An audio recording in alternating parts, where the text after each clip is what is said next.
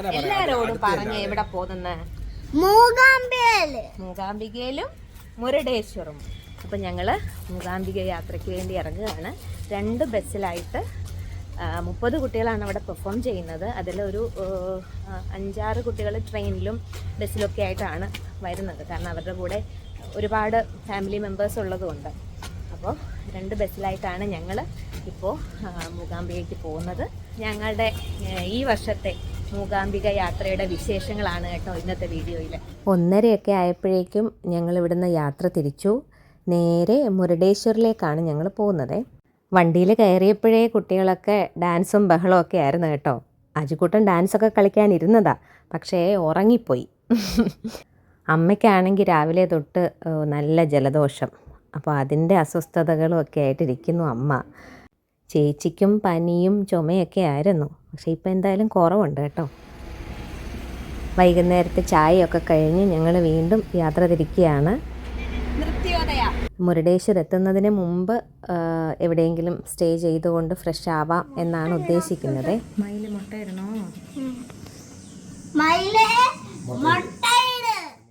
ഞങ്ങൾ ഫ്രഷ് ആകാൻ വേണ്ടിയിട്ട് ഒരു ഹോട്ടലിൽ ഇറങ്ങിയതാണ് കേട്ടോ. അപ്പോൾ അവിടെ വെച്ച് അജിക്കുട്ടനൊരു മയിലിനെ കണ്ട് അതിനോട് സംസാരിക്കുകയാണ്. പ്രതീക്ഷിച്ചതിലും കുറച്ച് ലേറ്റായിട്ടാണ് ഞങ്ങൾ എത്തിയത്. മുരുകൻ്റെ വാഹനമാ മയിൽ കേട്ടോ.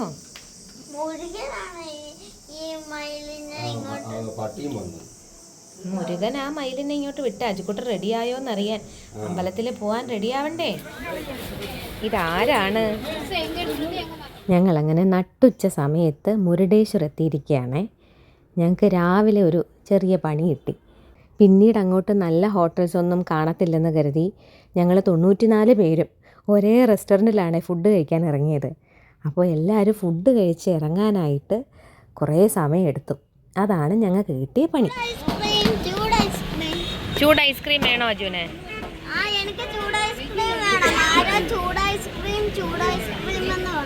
ആണോ? ഇപ്പൊ വരും ചൂട് ഐസ്ക്രീം കേട്ടോ, നോക്കണേ. അമ്പലം അടച്ചിരിക്കുന്ന സമയമാണേ. അതുപോലെ ബീച്ചിലോട്ടും ഇറങ്ങാൻ പറ്റാത്ത അവസ്ഥ, ഭയങ്കര ചൂടാണ്. എന്നിട്ട് ഞങ്ങളുടെ കൂടെ ഉള്ള കുറേ പേരൊക്കെ ബീച്ചിൽ ഇറങ്ങിയിട്ടുണ്ട്. അപ്പോൾ ഇത്രയും വെയിലത്ത് എങ്ങനെയാണ് കുഞ്ഞുങ്ങളുമായിട്ട് പുറത്തിറങ്ങുന്നത്? അമ്മയ്ക്കാണെങ്കിലും കുറച്ച് വയ്യാഴികളൊക്കെ ഉണ്ട്. അതുകൊണ്ട് തൽക്കാലം ഞങ്ങൾ വെയിലൊന്ന് കുറയുന്നത് വരെ തൊട്ടടുത്തുള്ളൊരു റെസ്റ്റോറൻറ്റിൽ ഇരിക്കാമെന്ന് വിചാരിച്ചു. ഹലോ,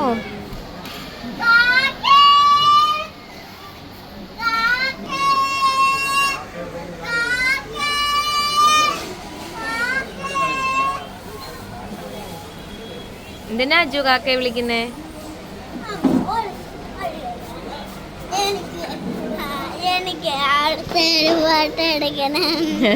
എടുക്കാം. ചേച്ചിമാരൊക്കെ വെള്ളത്തിലാന്ന് തോന്നുന്നു. ഭയങ്കര വെയിലാ മക്കളെ.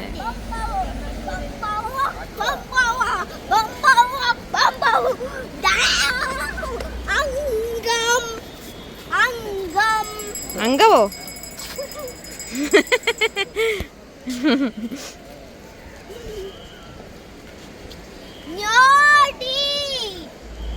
എന്ത് വേണ്ട, ബാഗ് മേടിച്ചിട്ട് നമുക്ക് വെള്ളത്തിൽ കയറി അങ്ങ് പോകാലോ. അപ്പു സാറേ,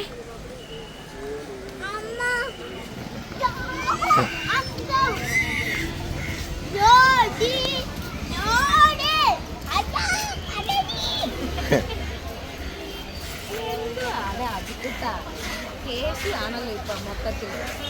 ബാക്കി കഥകളൊക്കെ കഴിഞ്ഞു. കേശുവാണോടാ?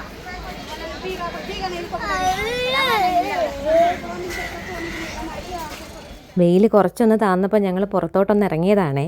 കുഞ്ഞുങ്ങൾക്ക് കുറച്ച് കളിപ്പാട്ടമൊക്കെ വാങ്ങിച്ചു. അജിക്കുട്ടനാണെങ്കിൽ വെള്ളത്തിൽ ഇറങ്ങിക്കോളാൻ വയ്യ.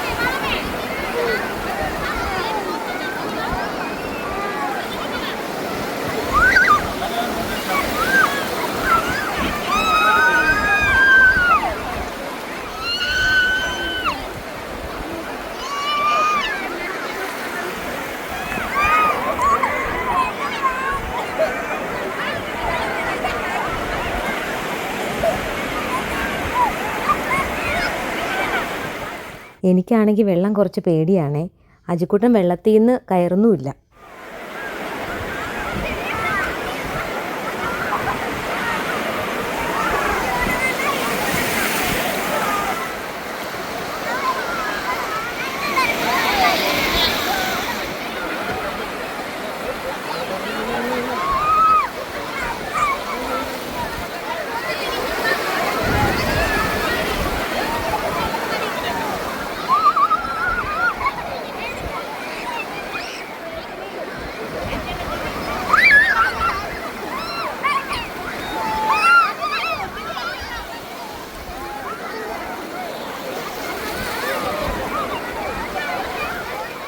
അപ്പൂസേ,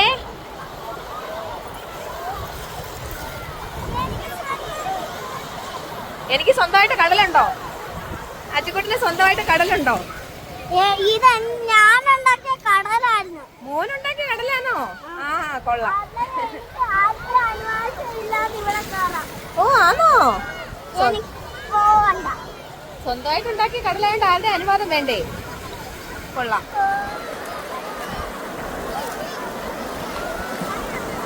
ഞങ്ങള് പോവാണേ. എങ്ങനെയെങ്കിലും അജിക്കുട്ടനെ വെള്ളത്തിനകത്തു നിന്നൊന്ന് കയറ്റി. അപ്പുക്കുട്ടനപ്പോൾ കുതിരസവാരി ചെയ്യണം. മോനെ സൂക്ഷിക്കണേടാ. ഓയ് ഓയ് ഓയ്.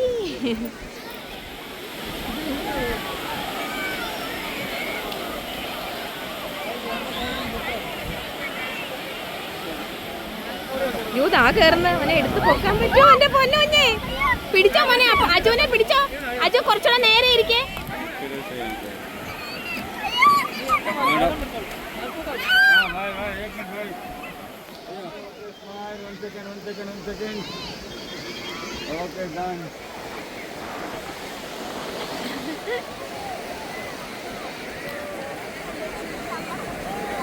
ഇതാരൊക്കെ പോന്നേ?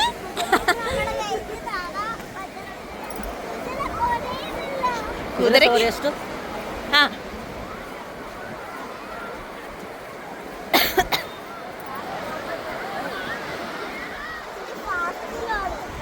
കുതിരയെ ഫാസ്റ്റിലോടാനോ? സവാരി ചെയ്യുവാ കുഞ്ഞ്. കുഞ്ഞ് സവാരി ചെയ്യുവാ. എന്തോ ഈ കുതിരയോ? ബോയ് ആയിരിക്കും. കഴിഞ്ഞ് മതിയായി, ഇറങ്ങിക്കോളാൻ. ഇല്ല, പേടിക്കണ്ട. ഇങ്ങനെ കയറി പിടിച്ചോ. പിടിച്ചോ ധൈര്യശാലി മേടുക്കൻ.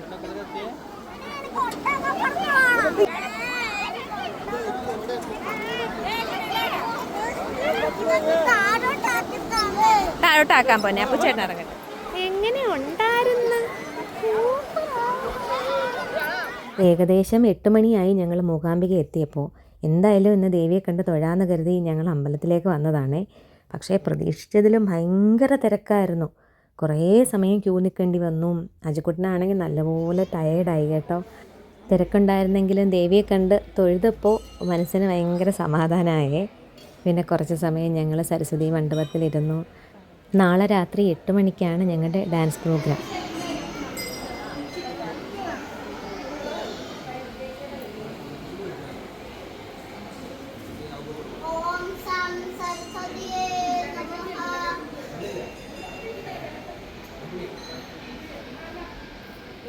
കഴിഞ്ഞ തവണയും വെക്കേഷൻ ടൈമിലാണ് ഞങ്ങൾ മൂകാംബികയിൽ വന്നതും പ്രോഗ്രാം ചെയ്തതും ഒക്കെ.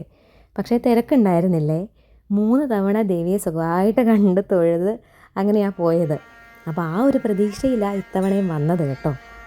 പക്ഷേ ഇത്തവണ നല്ല തിരക്കിനകത്ത് പെട്ടു. രാവിലെയെങ്കിലും തിരക്ക് കാണില്ല എന്ന് കരുതി കുറേ നേരത്തെ വന്നതാണ്. പക്ഷേ ഒരു ഭാഗ്യം കിട്ടിയത് എന്തെന്ന് വെച്ചാൽ ക്യൂവിൽ നിന്നിട്ടാണെങ്കിലും ദേവിയുടെ ശീവേൽ കണ്ട് തൊഴാൻ പറ്റി. അതൊരു ഭാഗ്യമാണ് കേട്ടോ.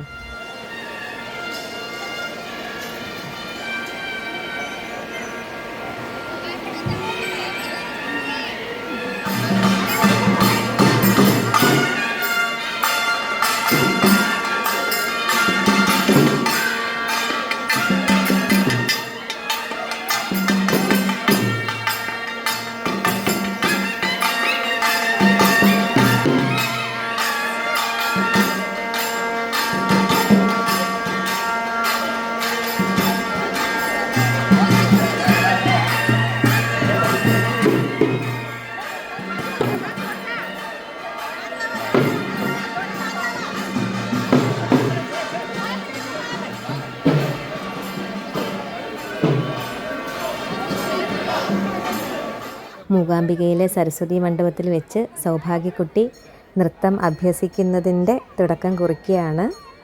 സൗഭാഗ്യയുടെ ചേച്ചി സൗഹൃദയും എൻ്റെ അടുത്ത് ഡാൻസ് പഠിക്കുന്നുണ്ട് കേട്ടോ.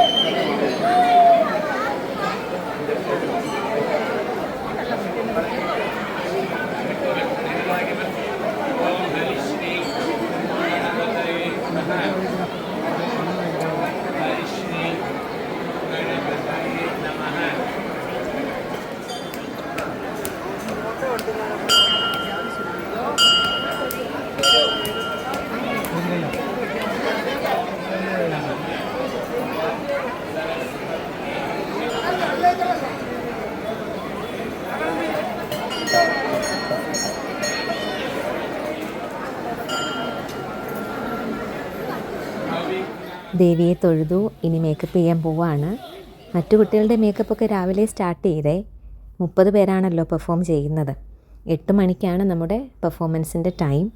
ഒരു 6:30 ആയപ്പോഴേക്ക് ഭയങ്കര മഴ തുടങ്ങി കേട്ടോ. സത്യം പറഞ്ഞാൽ മനസ്സൊന്ന് പേടിച്ചു. ഈശ്വരൻ്റെ അനുഗ്രഹം. 7:30 ആയപ്പോഴേക്കും മഴയൊക്കെ മാറി നിറഞ്ഞ സദസ്സായിരുന്നു കേട്ടോ.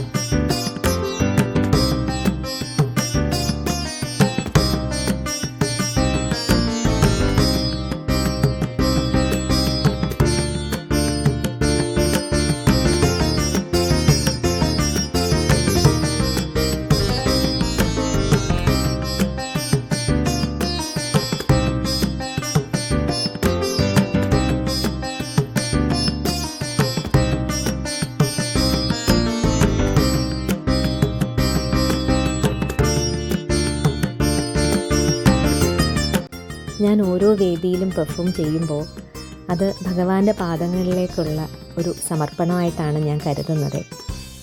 എന്തെന്നറിയില്ല, മൂകാംബികയിൽ ഇങ്ങനെ നൃത്തം ചെയ്തുകൊണ്ടിരിക്കുമ്പോൾ മനസ്സറിയാതെ ദൈവത്തിൽ ലയിച്ചു പോയെന്ന് പറയാറില്ലേ, അറിയാതെ ദേവിയുടെ മുന്നിൽ കരഞ്ഞു പോയി കേട്ടോ. ആ സമയത്തെ മനസ്സിൻ്റെ ഫീലിംഗ് എന്തായിരുന്നു എന്ന് സത്യം പറഞ്ഞാൽ എനിക്ക് പറയാൻ അറിയില്ല.